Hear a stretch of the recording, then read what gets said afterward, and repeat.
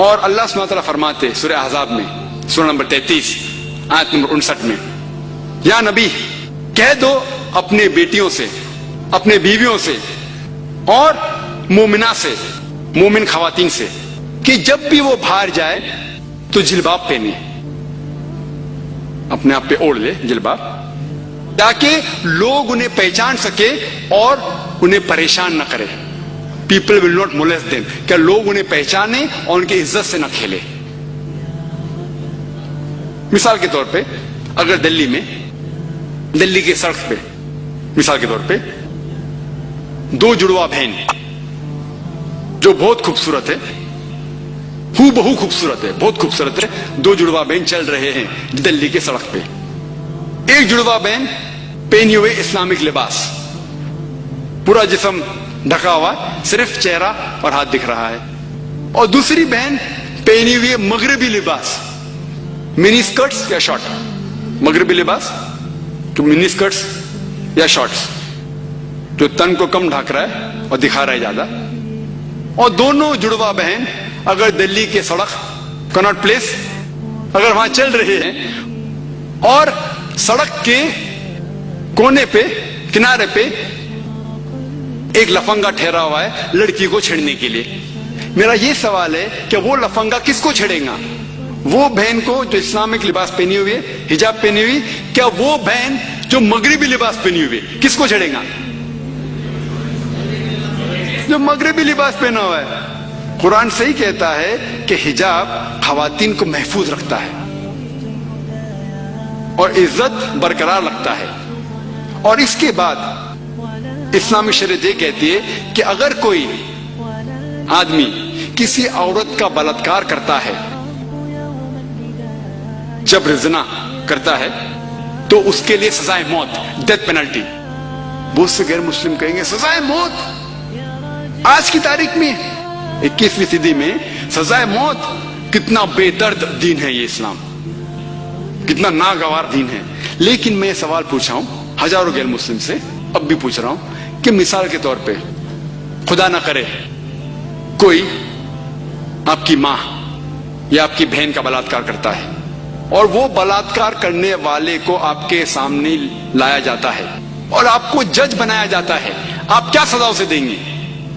اور 100% مجھے جواب یہ ملا کہ سارے غیر مسلم نے کہا کہ ہم اسے سزائے موت دیں گے. کچھ غیر مسلم نے یہ بھی کہا کہ ہم اسے تڑپا کے ماریں گے. تو جب آپ کی کوئی والدہ یا آپ کی بہن کا بلاత్కాر کرتا ہے، آپ کو اسے سزائے موت دینے کا ہے، دوسری کسی بہن کا بلاత్కాر کرتا ہے، آپ کے سزائے موت غلط ہے. یہ ڈبل سٹینڈرڈز کیوں؟ جو لا ہوتا ہے یہ کیوں ہونا چاہیے؟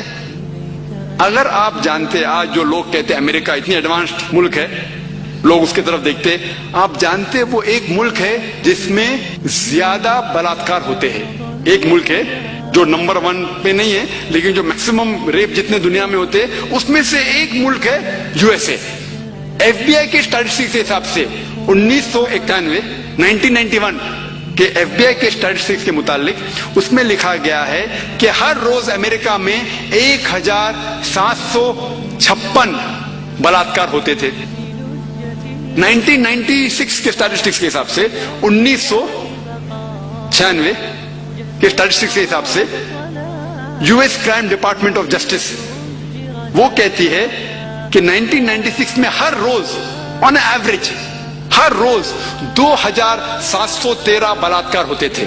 91 میں 1756، 96 میں 2713. امریکن لوگ اور ذرا زیادہ بولڈ ہو گئے اور ہمت والے ہو گئے. ہر روز 2713، یعنی ہر 32 سیکنڈ میں ایک بلاత్కాر ہوتا ہے امریکہ میں آج کی تاریخ میں.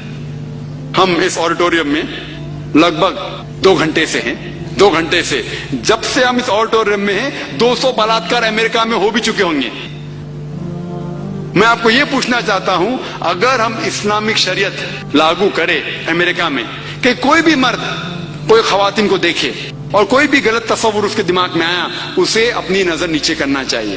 اس کے بعد خواتین سارا جسم ڈھکے صرف چہرہ اور ہاتھ چھوڑ کے، اور اس کے بعد اگر کوئی مرد بلاత్కాر کرتا ہے سزائے موت.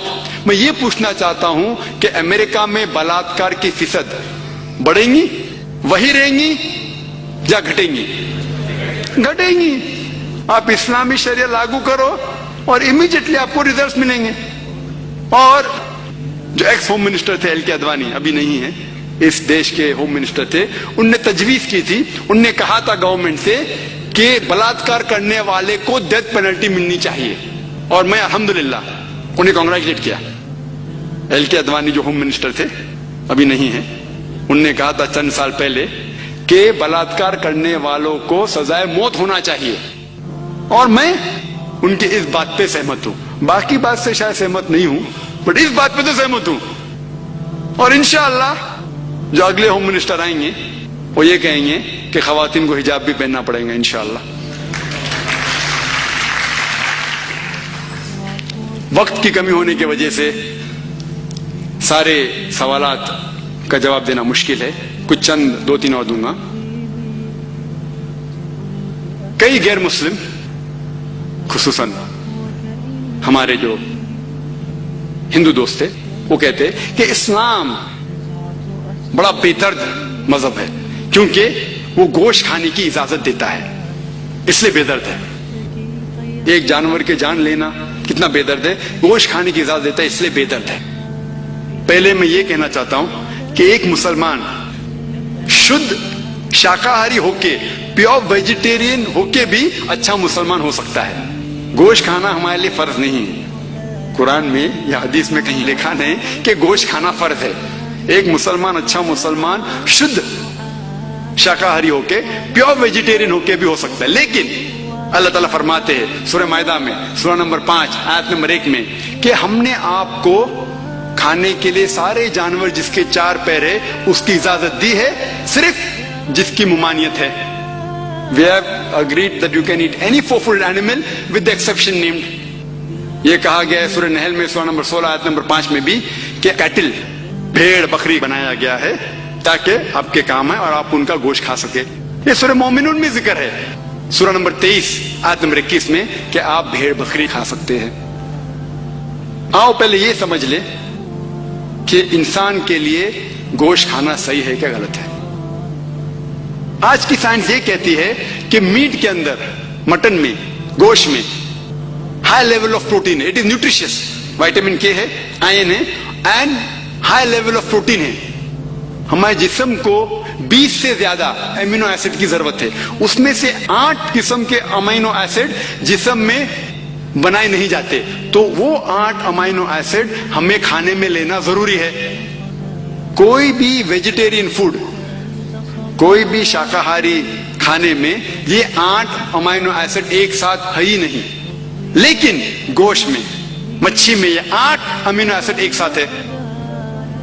वो अलग बात है कि अगर हम डिफरेंट वेजिटेबल्स खाएंगे, फ्रूट्स खाएंगे, तो शायद 8 एक साथ में हो जाए, लेकिन एक साथ में एक वेजिटेबल में 8 अमीनो एसिड मौजूद ही नहीं है।